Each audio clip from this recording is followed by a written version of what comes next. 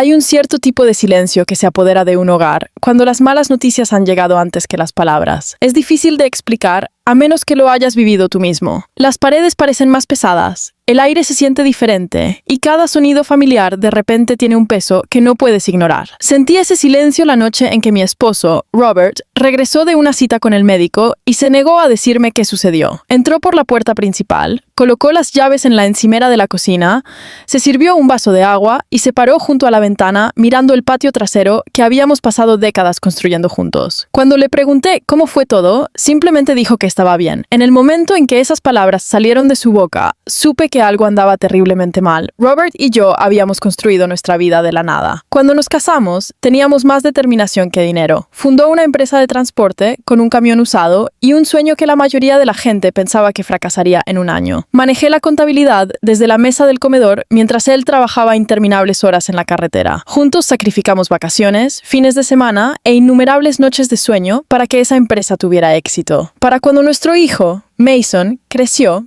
el negocio se había convertido en una de las operaciones de camiones más respetadas de la región. Todo lo que poseíamos provenía de años de arduo trabajo, planificación cuidadosa y confianza mutua. 3 semanas después de esa extraña noche, Robert finalmente me dijo la verdad. Estábamos sentados en la misma mesa del comedor, donde habíamos celebrado cumpleaños, discutido sobre decisiones difíciles y planeado nuestro futuro durante más de 30 años. Su voz se calmó cuando explicó que le habían diagnosticado cáncer de páncreas en etapa 4. Los médicos ya le habían dado un cronograma. Sentí como si la habitación se moviera debajo de mí. Mi corazón se rompió instantáneamente. Pero escuché porque así era como siempre habíamos manejado la vida juntos. Primero escuchamos, luego enfrentamos lo que viniera después. Después de una larga pausa, me dijo que había algo importante que necesitaba que hiciera de inmediato. Que me pidió que eliminara mi nombre de nuestras cuentas compartidas y abriera otras nuevas solo a mi nombre. Luego quería que transfiriera todos los activos importantes a esas cuentas. Al principio, pensé que el diagnóstico lo había asustado para que tomara decisiones irracionales. Cuando lo interrogué, se recostó en su silla y explicó que nuestra nuera, Vanessa, había estado contactando a abogados relacionados con la compañía. Ella había estado haciendo preguntas detalladas sobre la propiedad, la herencia y qué pasaría si Robert fallecía. El hecho de que ella estuviera haciendo esas preguntas antes de que nadie en la familia supiera sobre el diagnóstico lo perturbó profundamente. Él creía que ella ya sabía que él estaba enfermo y se estaba preparando para lo que vendría después. Vanessa había estado casada con Mason durante 6 años. Desde el principio, traté de darle la bienvenida a la familia. Ignoré los pequeños comentarios sobre el dinero y pasé por alto las formas sutiles en que ella parecía interesada en nuestras finanzas. Robert también se había dado cuenta de esas cosas, pero ninguno de nosotros quería creer lo peor. Aún así, la preocupación en su voz me convenció. La semana siguiente, seguí todas las instrucciones que me dio. Mientras transfería fondos y reorganizaba cuentas, él se sentó a mi lado revisando documentos y números de confirmación. Cuando todo estuvo terminado, me entregó un sobre sellado. Me dijo que no lo abriera a menos que fuera absolutamente necesario. Luego lo escondió dentro del bolsillo de un viejo abrigo de invierno, colgado en nuestro armario. Robert falleció menos de 2 meses después.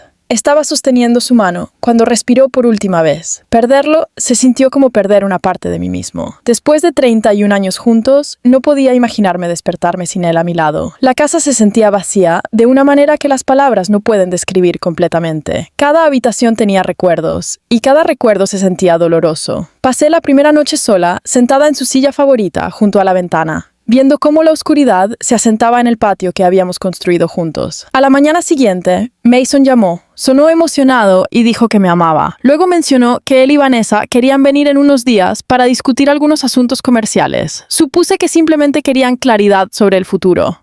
Sin embargo, cuando llegaron, trajeron un abogado con ellos. La visión de ese hombre cargando un maletín de cuero por la puerta de mi casa, solo 2 días después de la muerte de Robert, me revolvió el estómago.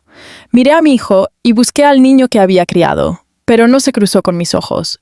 Nos sentamos a la mesa del comedor y el abogado inmediatamente comenzó a hablar sobre el patrimonio de Robert y la propiedad de la empresa. Apenas podía creer lo que estaba escuchando. Mi esposo ni siquiera había sido enterrado todavía. No había terminado de planificar el servicio conmemorativo y ya estaban hablando de activos y control. Vanessa habló con confianza, haciendo preguntas sobre los planes de transición y la gestión empresarial. Cada palabra se sintió ensayada. Finalmente, me levanté y les dije a los 3 que se fueran. Mi voz permaneció tranquila, Pero mi decisión fue absoluta. Salieron sin otro argumento. Tan pronto como la casa volvió a estar en silencio, fui al armario y recuperé el sobre que Robert había escondido. Dentro había una carta explicándolo todo. Casi 2 años antes, había reestructurado silenciosamente la empresa con la ayuda de un abogado de confianza. La propiedad ya había sido transferida legalmente a mi nombre. A Mason se le había dejado una participación futura a través de un fideicomiso protegido al que nadie más, incluido su cónyuge, podía acceder. Al final de la carta, Robert había agregado una nota final. Escribió que había visto venir problemas mucho antes de enfermarse, pero que nunca quiso creer que llegarían a nuestra familia. Inmediatamente contacté a nuestra abogada de muchos años, Diane,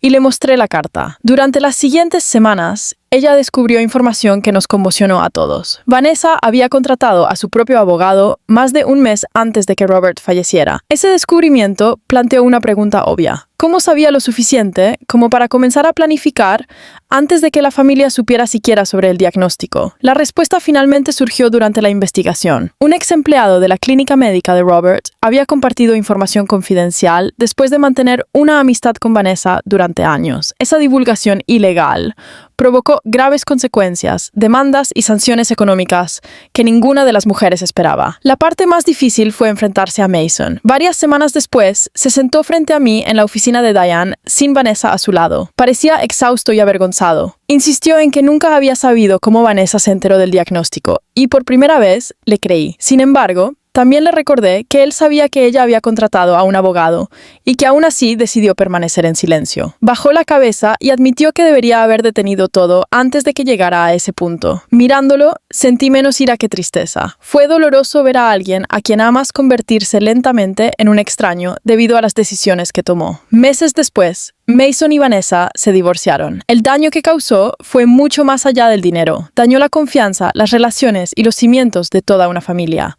Incluso ahora, nuestra relación no es exactamente lo que era antes, pero hablamos regularmente. Trabaja junto al equipo directivo que Robert ayudó a reunir antes de su muerte. La compañía continúa creciendo y las personas que dependen de ella todavía tienen trabajo, porque mi esposo planeó con anticipación cuando más importaba. Mirando hacia atrás, me di cuenta de que esta historia nunca fue realmente sobre dinero. Se trataba de amor, sabiduría y responsabilidad. Robert sabía que se avecinaban días difíciles. Incluso mientras enfrentaba su propia mortalidad, se centró en proteger a las personas que amaba. Él entendió que el amor genuino no se trata solo de afecto. A veces significa tomar decisiones difíciles mucho antes de que alguien más entienda por qué son necesarias. Gracias a él, permanezco de pie cuando todo lo demás parecía a punto de colapsar. Todavía tengo ese abrigo de invierno. El bolsillo está vacío ahora, pero lo guardo colgado en el armario. Cada vez que lo veo, recuerdo al hombre que pasó sus últimas semanas asegurándose de que yo estuviera a salvo después de que él se fuera. El dolor nunca desaparece por completo, pero tampoco la gratitud. Y si hay una lección que llevo de todo esto,